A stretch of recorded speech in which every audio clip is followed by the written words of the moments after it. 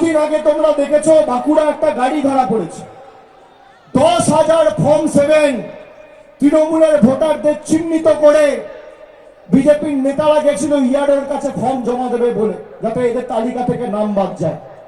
আমরা লুকেছি। গতকাল কলকাতায় করতে এসেছিল একটা ওয়ার্ডে, আমরা লুকেছি। প্রত্যেক এইআরও আর ইআরও অফিসের বাইরে তৃণমূলের প্রতিনিধিরা থাকবে। 10টার বেশি আইনত বৈধভাবে কোনো ফর্ম জমা দেওয়া যায় না। আর যদি কোনো বিজেপির নেতা ভাবে শেষ মুহূর্তে, ফর্ম জমা দেওয়ার শেষ তারিখ ছিল কাল, যেহেতু বিজেপি ফর্ম জমা দিতে পারেনি সময়সীমা বাড়িয়ে 19 তারিখ করেছে। আজকে কত তারিখ? 16, 17, 18, 19। যারা বুথে রাজনীতি করো মনোযোগ দিয়ে আমার কথা শুনবে, মনোযোগ দিয়ে আমার কথা শুনবে।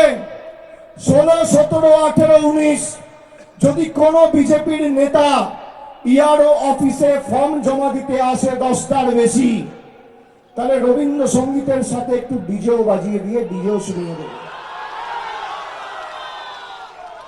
ভদ্রভাবে, ঠিক আছে? যে বুথে দরকার হবে, যদি দেখেন কেউ আইন বহির্ভূত কাজ করছে, ছোট বড় বিজেপি নেতার বাড়ি ঘেরাও করবে, আমাকে ডাকবেন, আমি যাব, আমি আসবো, আপনার পাশে দাঁড়াবো।